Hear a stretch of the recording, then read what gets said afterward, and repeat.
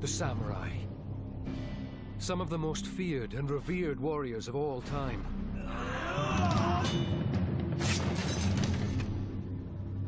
Now, remains from samurai mass graves are casting an extraordinary new light on these legendary fighters.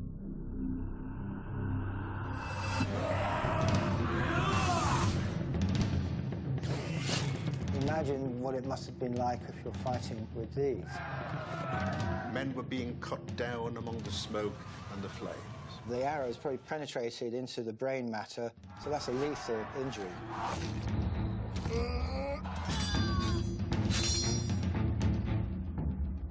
Forensic investigation of their brutal injuries is solving the remarkable story of how the samurai fought and died.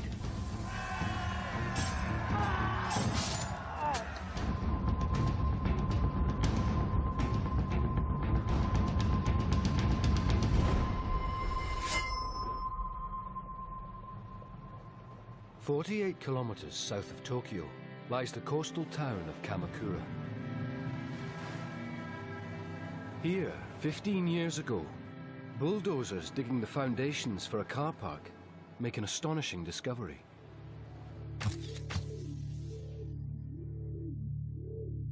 They unearth a complete skeleton. They find more. Not tens or hundreds, but thousands. The discovery of a mass grave.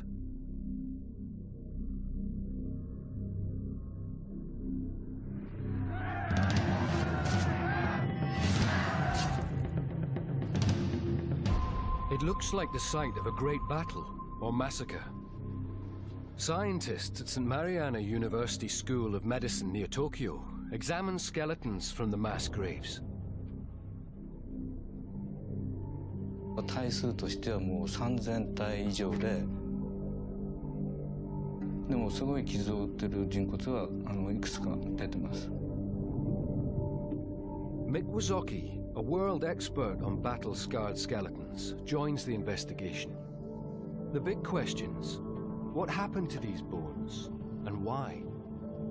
At the moment, as far as I know, these injuries are unique to Japanese medieval skeletons. I haven't seen any similar kind of sharp force trauma in a similar location. Neither have my Japanese colleagues. These skeletons exhibit cut marks 1, 2, 3. From behind? Behind. Some very strange cut marks. Yes. Finish them off. Finish.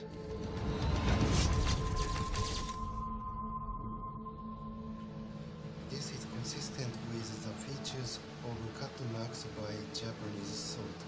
Katana. Katana. The katana, legendary sword of the samurai. Like the European knights who live and die at the whim of their king, the samurai pledge allegiance to their feudal master. The team explores a startling idea: that the skeletons connect to a major event recorded in a written chronicle of the time. A bloody civil war fought by samurai warriors, which climaxed in the year 1333.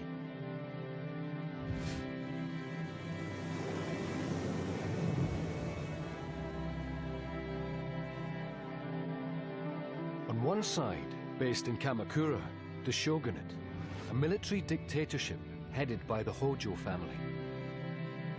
On the other,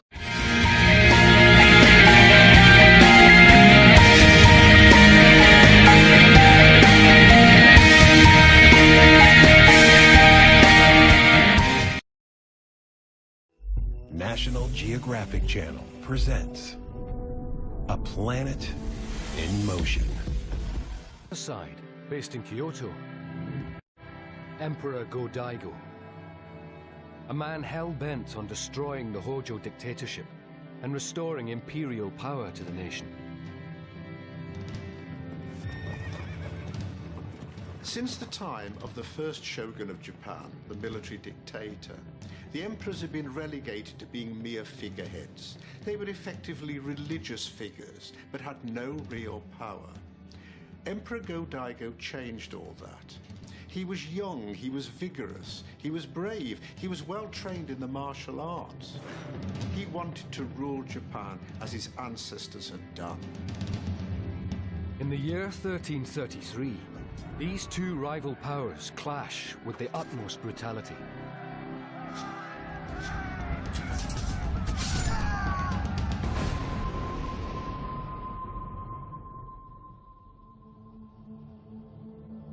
Two distinctive skeletons immediately stand out. The experts believe the location of these skeletons in the mass graves indicates when they die. Locked in an intimate embrace, this enigmatic couple lie on the fringes of the mass grave. That suggests they perish in the first stages of the war. This is a very evocative assemblage. What we have here are two skeletons that were buried together in one grave. This individual's bones are much more slender. This individual is much more robust. So this is a male, and this is a female. The remains of a man and woman, lying together in a lover's pose, is a mystery 7 centuries old. We've also been able to determine that they're both of similar age, probably between the age of 25 to 35. Possibly they died pretty much at the same time, perhaps side by side. This could be husband and wife.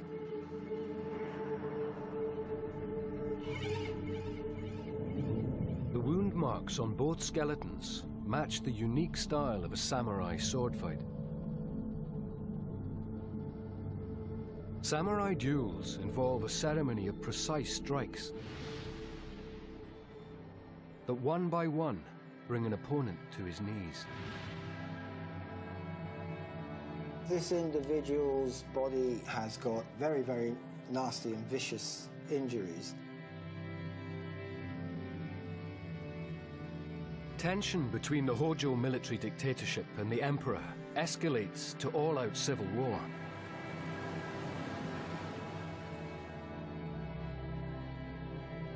This Hojo samurai, his wife, and most probably their child, live outside the Kamakura stronghold.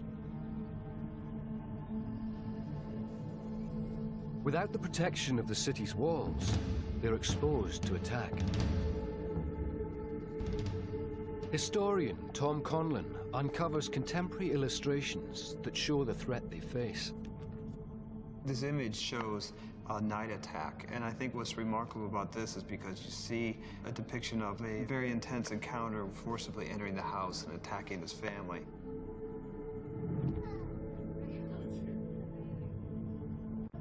Danger looms for this family. A samurai assassin serving the Japanese emperor is on a stealth mission by night, camouflaging himself in the black armor of the Hojo themselves.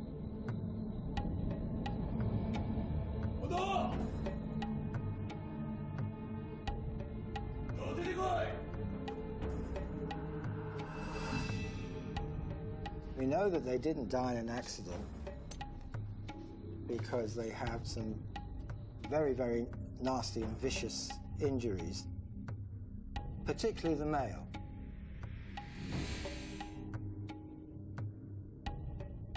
The ritual of a samurai sword duel begins.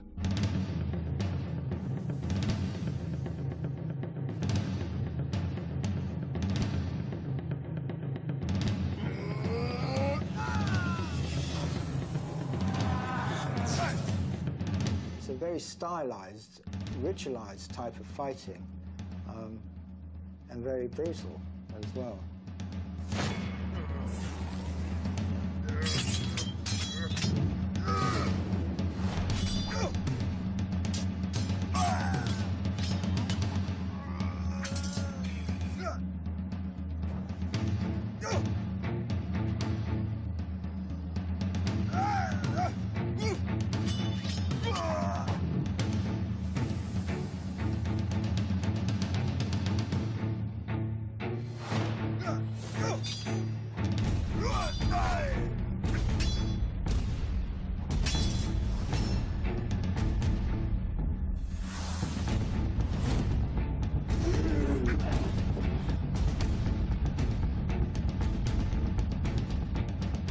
house was thought to be almost an autonomous area.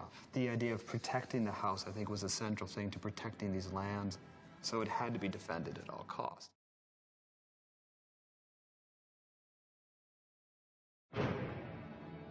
Fighting to protect his family. This man's duel is an opening skirmish in a war for the future soul of Japan.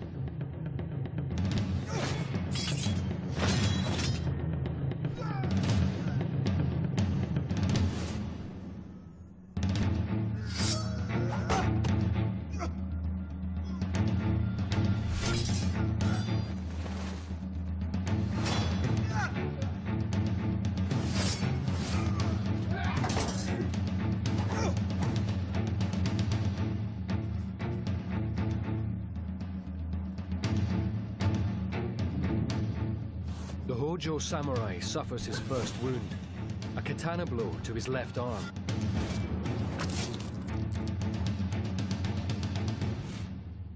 This bone is known as the radius. It's the bone that runs along this part of the arm and joins into the thumb. And he has a series of very deep gashes. This is sharp force trauma inflicted by a sword, and these are very heavy blows that have cut through soft tissue and spliced into the bone. Cutting through the Hojo samurai's arm and deep into his bone. It's a classic defensive wound. Slashes to the defending arm render it useless, but aren't lethal. The Hojo samurai battles single-handed.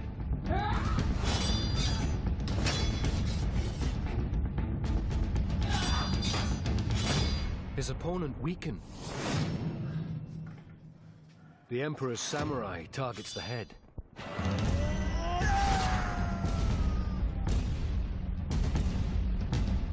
This looks what I'd call overkill. You can see here a series of cut marks.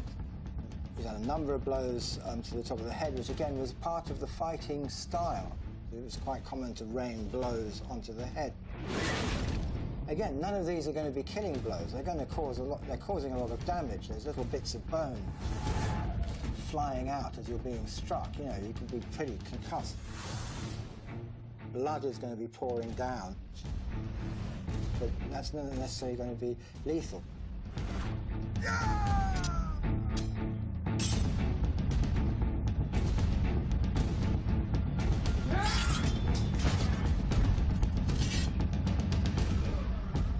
Horrifically wounded, the Hojo samurai fights on in the face of death.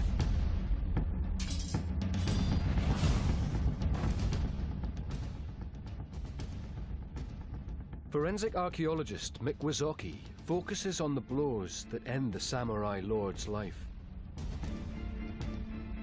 We can also see from the pattern of cuts, this final cut here, that pattern is reversed. So it looks very much as this individual, after a number of blows rained down onto his head, had perhaps turned around, and there's another blow that's gone to the back of the head.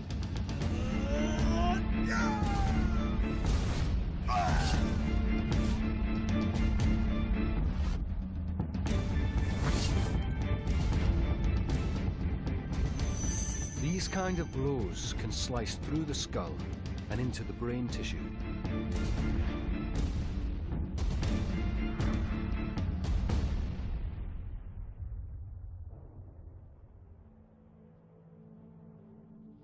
Oh,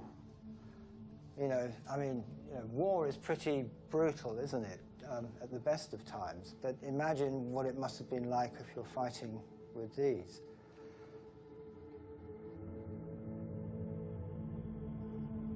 The forensic examination of the Hojo samurai's skeleton exposes a cruel truth about his death.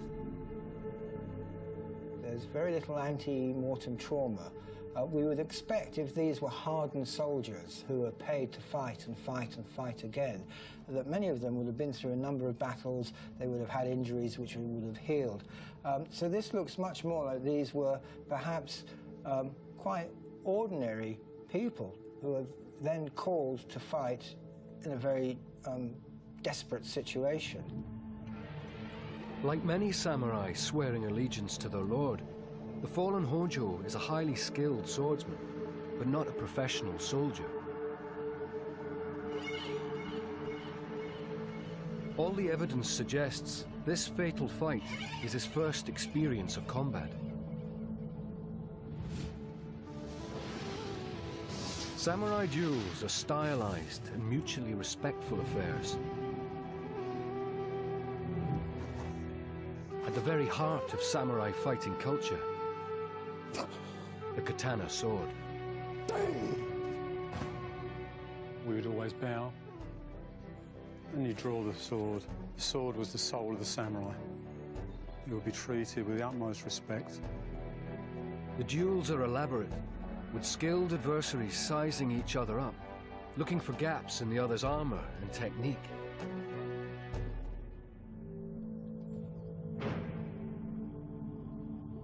As a strike comes in, I deflect once, and he's so fast he moves back into position and strikes again, which I deflect.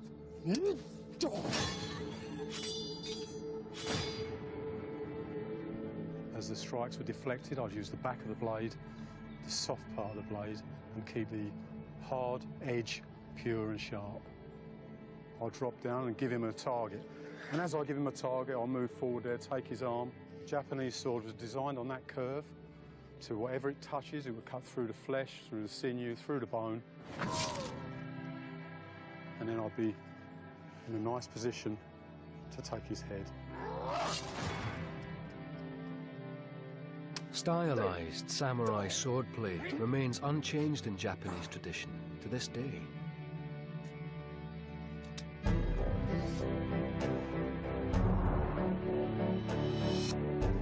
"700 years ago, the precision engineering of the samurai katana is light years ahead of any other bladed weapon in the world.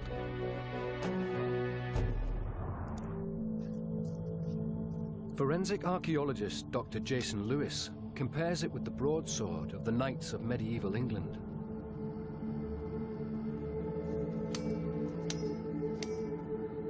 So here we see something that's quite characteristic with the European broadsword, which is having a very wide and shallow wall to the cut mark and producing very large flakes that come off. And there, as expected, the broadsword broke the bone in two. The blade is heavy enough and thick enough that it produces blunt force trauma and is strong enough to break a cow's thigh bone. Lewis now wields the far lighter and more controllable katana. So as we can see here, the marks are very long. The walls are much straighter because the force of the katana blade is being directed directly into the bone.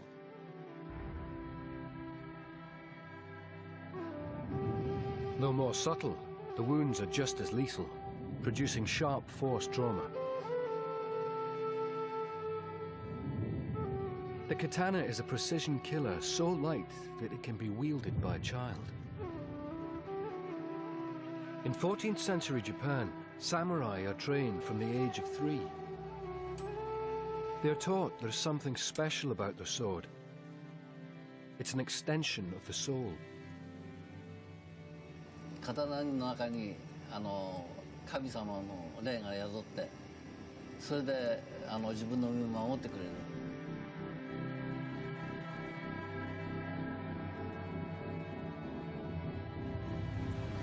At their farm on the frontier of Kamakura territory, the wife and son of the slain Hojo samurai need God on the side of their sword.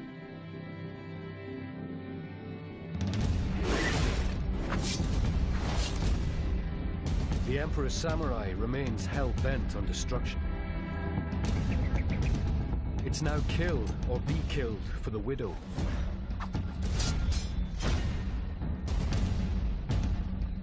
The samurai woman is fighting for her house and child.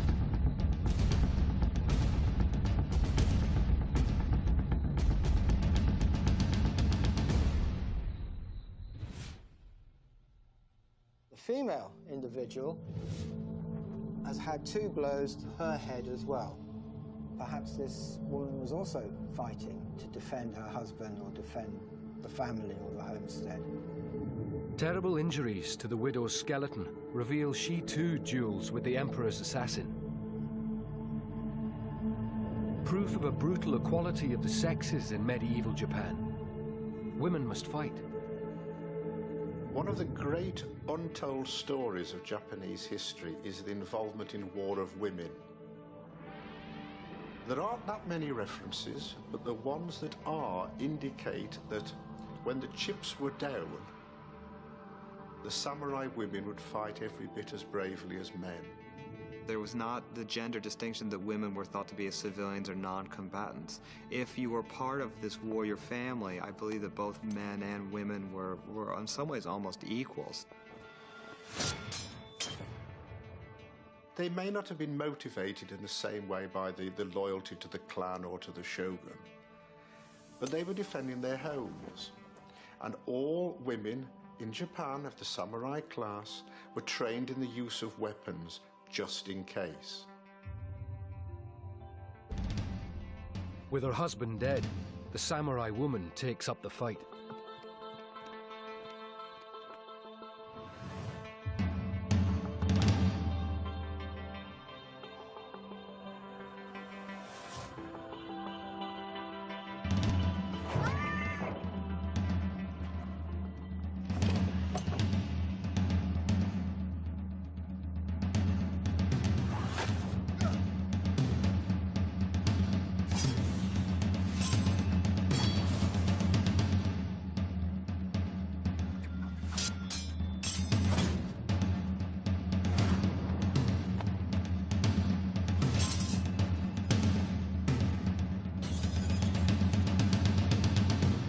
There's a sharp gash, but not quite cutting through, just about here, at the top of the head, very close to this suture.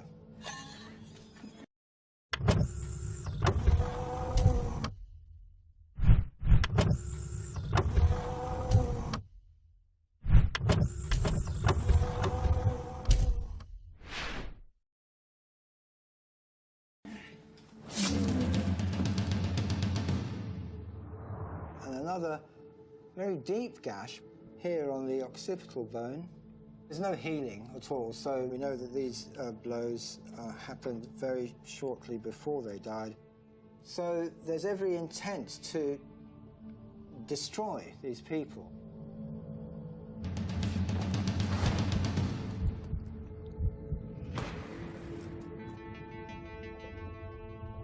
The deep sword strike into the woman's skull causes massive brain trauma. Like her husband, she dies within seconds.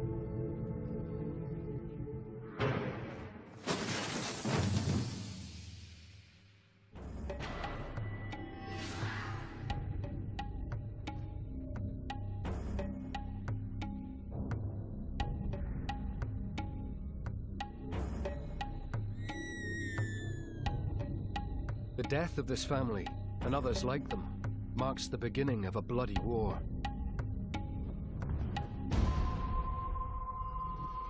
Next, the Emperor's army advances towards the Hojo's fortress city of Kamakura. The city of Kamakura was incredibly well defended by nature. On the southern side was the sea, and on all the other sides lay a ring of mountains which cut it off completely from the outside world. The treacherous route to Kamakura involves entering the 7 natural gorges, the perilous passageways that form the only way through the ring of mountains. The paths are quite narrow, and if you look that they're, we would call them just like a hiking path. And you see that they're coming through a gorge, and you could have warriors that would be above there shooting down at them. The Battle of the Gorges is about to begin. This skeleton appears to be an early casualty. Buried alone, but close to a mass of bodies in the war grave, scientists believe this man dies as the civil war intensifies. This is a very interesting skeleton, very enigmatic skeleton, buried in a single grave on his own. So that could suggest that there is something a little bit special about him. We know that he's broken his leg when he was much younger. We can see that in this tibia. There's quite a lot of curvature to it there. It's then healed. It caused this slight distortion of the bone. This bone is also significantly shorter than his left tibia, so he would have had a limp as he was walking.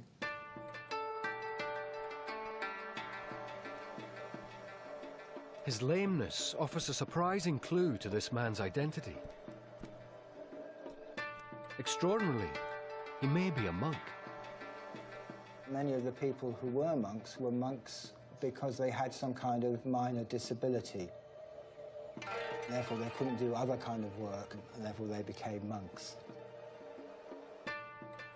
It's quite interesting because a number of the historical texts and experts say that many of the young people who were killed in this battle were monks. As the Emperor's campaign escalates, every Hojo of fighting age, monks included, must fight for their survival in a bloody civil war that ends in a trail of butchered corpses.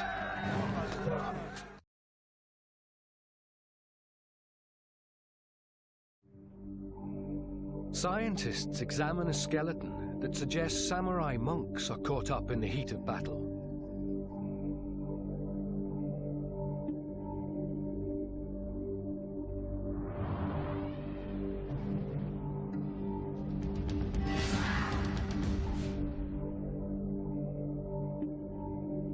Throughout Japan's history, warrior monks and the Buddhist monasteries play an important role in warfare.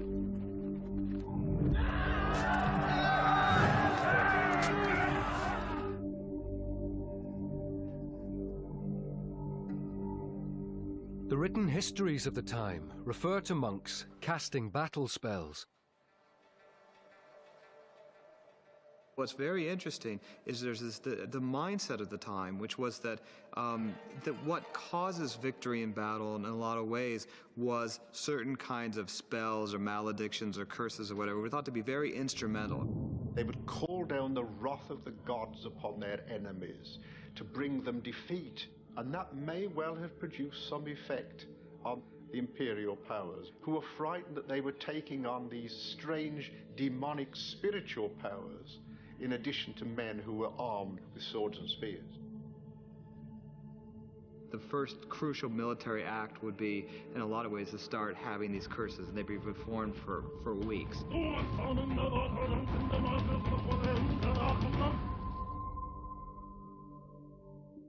There's also written evidence that in times of crisis, monks go into battle.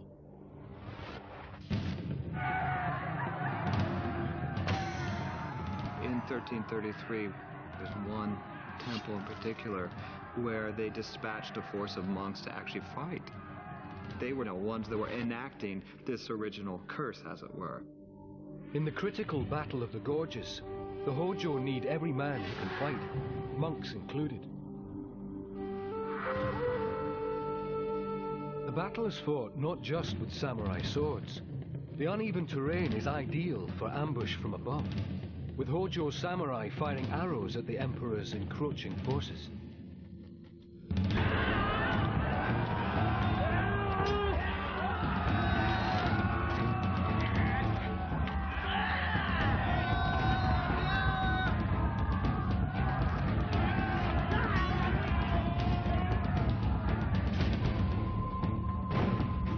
Accounts of the time tell of brave Hojo fighters holding the Emperor's army at bay. The attackers pressed forward with fresh men, time after time. So great were their numbers. The defenders held stubbornly in many engagements, so vital were their strongholds. Thunderously their battle cries and shouts on the three sides jarred the heavens and made the earth tremble. The Taileki Chronicles.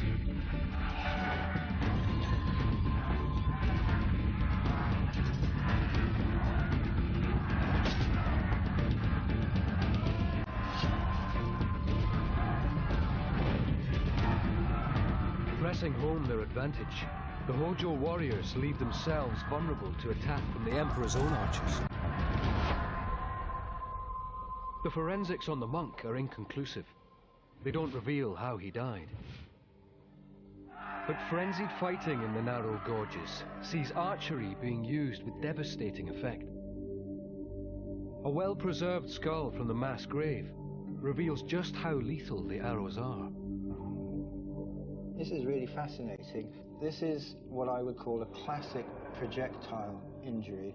What you've got is a little bit of bone that's torn away at the base of this injury.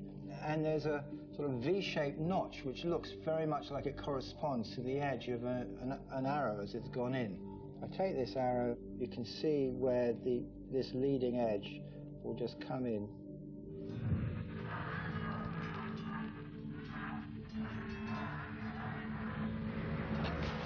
And it's actually come in this direction. This samurai may perhaps, move it, trying to even dodge the arrow, so it's come in at an angle rather than coming in at 90 degrees.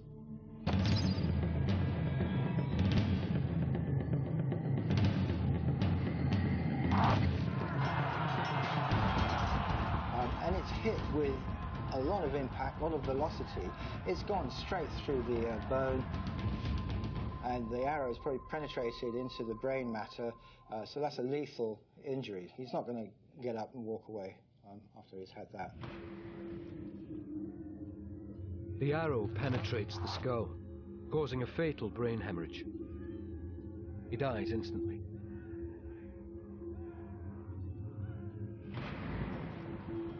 But his death is not in vain. The Emperor's army fails to break through the gorges. But there is one further way to strike at the heart of Hojo territory.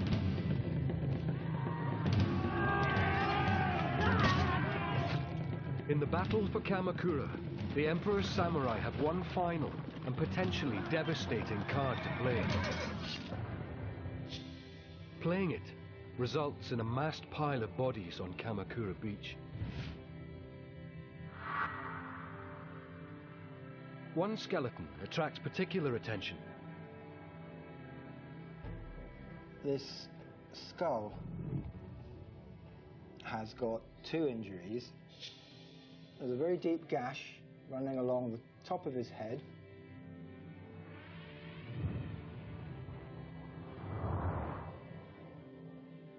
But there is another blow to the back of the skull. Sword has come in and cut a slice right off.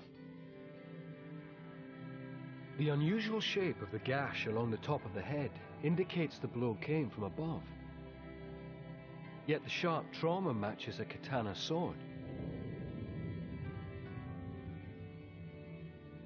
And there are animal skeletons that solve the puzzle. Horses. Both injuries are to the very top of the skull. So it's possible that this could have been a foot soldier and somebody on horseback hitting him. And perhaps even as the horse was rushing past, the second blow has come in at an angle and created this slicing effect rather than the normal kind of gash that we see on so many of these other skeletons.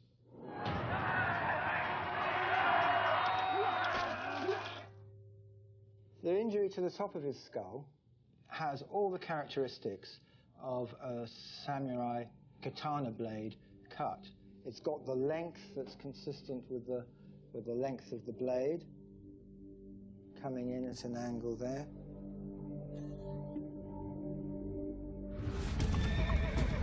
Horses are ineffective in the confined terrain of the gorges.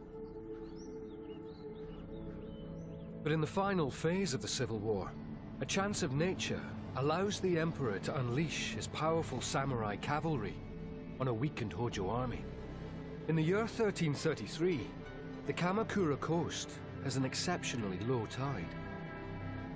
The crucial moment in the fight to gain entry to Kamakura happened when the tide was far enough out to allow the Imperial army to go round the rocky cape that stretched out into the sea and effect an entry into Kamakura from the southern side, in other words, from the direction of the sea. The retreat of the sea opens the way for the Emperor's cavalry to charge.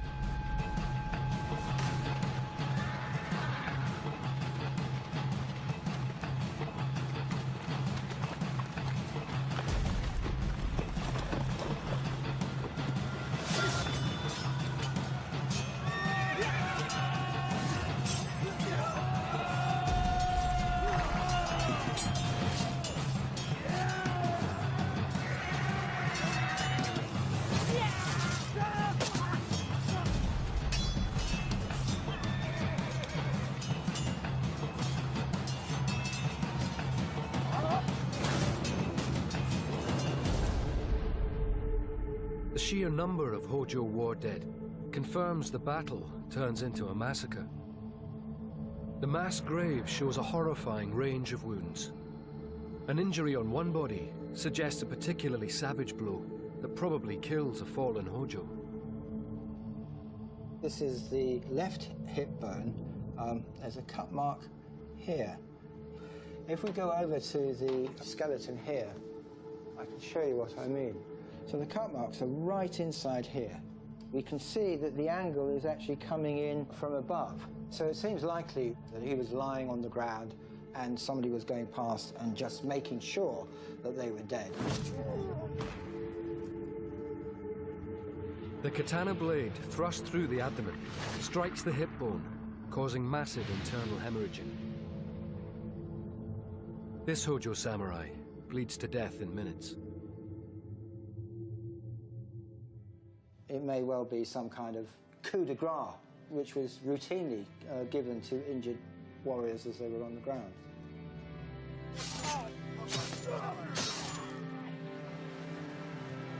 The dramatic accounts of the time describe a sea turned red by slaughter.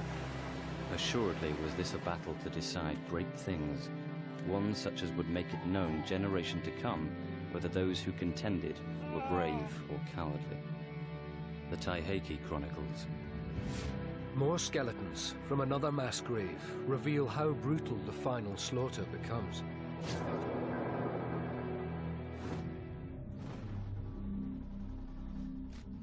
Their injuries linked them to the 1333 Civil War, and they offer new revelations.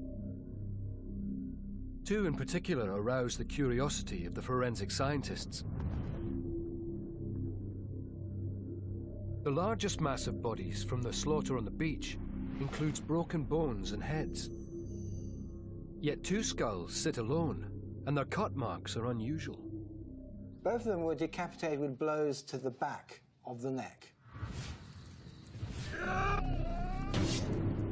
We know that he's decapitated because we can see here on this third cervical vertebra, there's a cut right through the body. It's very smooth. There's a very clear straight line. You can see that some sharp instrument, very likely a sword, has come through at an angle.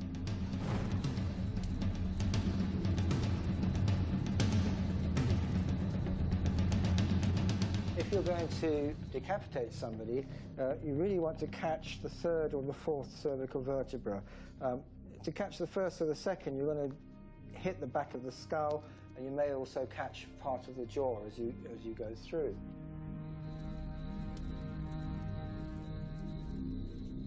In the individual that we're just talking about, the blade has come through from the back at an angle and has cut the third cervical vertebra, but sliced that off as it's come through. That's classic decapitation. Perhaps the person may have been alive, may have been captured, may have been down on his knees with the head bent down, so that the sword can come in and very cleanly decapitate.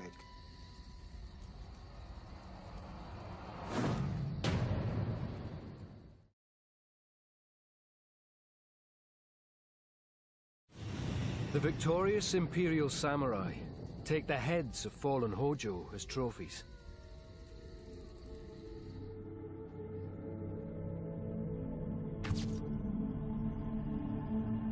This macabre battle rite leaves more than 500 beheaded skeletons buried in the mass graves. The best way to prove that you've disabled an enemy is to bring back their heads. Because if you have the enemy's head, then you can prove that this person is dead. The two decapitated skulls under examination, however, lie separate from the mass of broken bodies. Mick Wazocki pieces the evidence together. These two skulls were found together. This is an older individual and this is a rather younger individual. We can see that because on this skull, the cranial sutures are fused together and they're starting to obliterate and bones just growing over those, and that's a sign of a rather older rather than a younger individual. This individual is of a reasonably young age because there's very little wear to the molar dentition, which ties in quite nicely with some of the historical documentation, which says that often there would be a master or a senior samurai with a younger lieutenant or somebody who is, perhaps in training to eventually take over this senior position.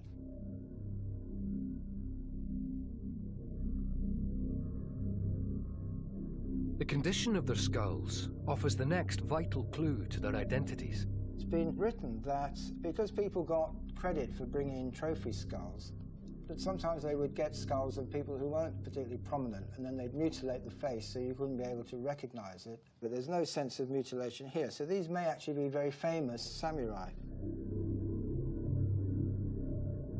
As defeated Hojo samurai of high status, they attract special attention from the Emperor's victorious army.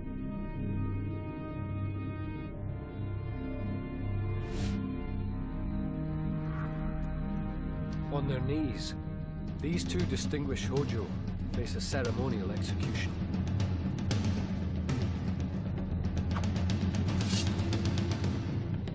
The single blow of a formal beheading severs the spinal cord. Death is instant.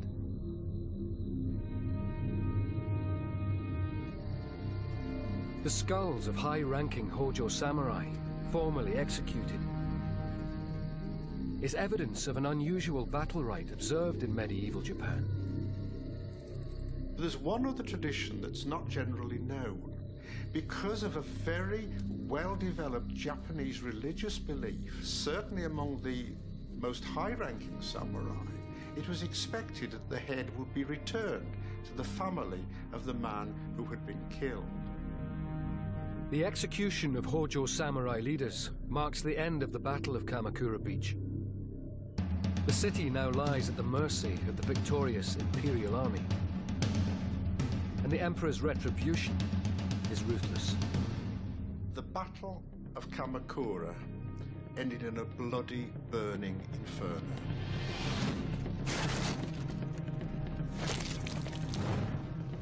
Almost the entire city was alight.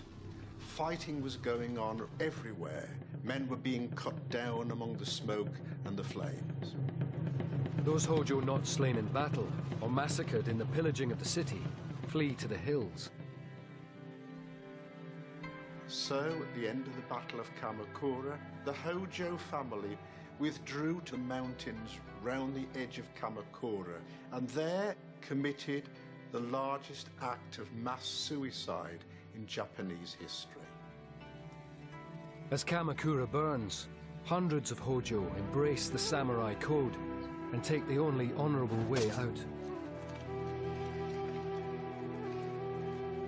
One of the best known traditions of the samurai is the ghastly ritual of seppuku, which is to commit suicide by cutting your abdomen open using a sharp dagger. This was well entrenched in samurai history, and an example that every samurai knew he would have to follow in order to save his honor when he had been defeated in battle and death was certain. The fall of Kamakura wipes out the Hojo shogunate. Emperor Go-Daigo seizes power and stands as the undisputed ruler of all Japan. Sudden transformation and the sort of overwhelming destruction of Kamakura is something you really see at no other time in Japanese history. With the complete destruction of the Hojo family, Emperor Go-Daigo had achieved his objective. He could now reign as emperor just as his ancestors had done centuries before. We tend to think of battles as places where there's great heroics, but there's also great human tragedy.